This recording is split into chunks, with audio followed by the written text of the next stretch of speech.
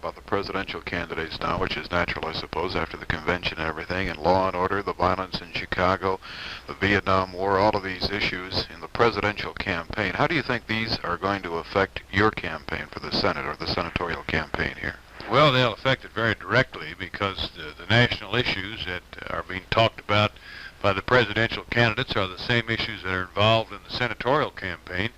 And the problems of law and order, the problems of Vietnam are very much involved in my campaign, and I'm convinced that as the people of this state begin to realize that simply returning the party to power that is now in power and incapable of solving these problems isn't good enough in this country, and we're going to have to try some new people with some new ideas.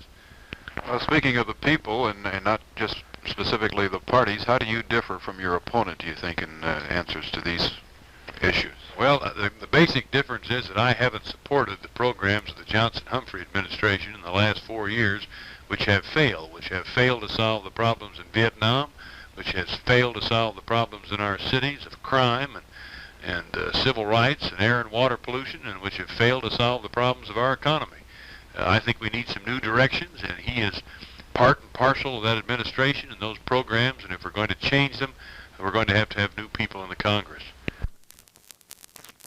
On a specific issue, what is your position at this current time in the Vietnam situation? Well, I think we've got to support the efforts of the administration to bring that war to an honorable conclusion through the negotiations in Paris.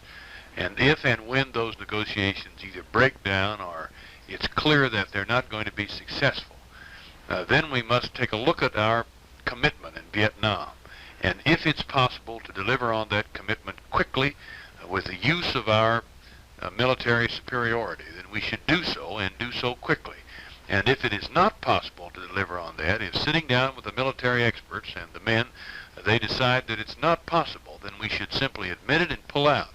But to stay there and fight on the 50-yard line for the next 20 years seems to me to be ridiculous. The parties are using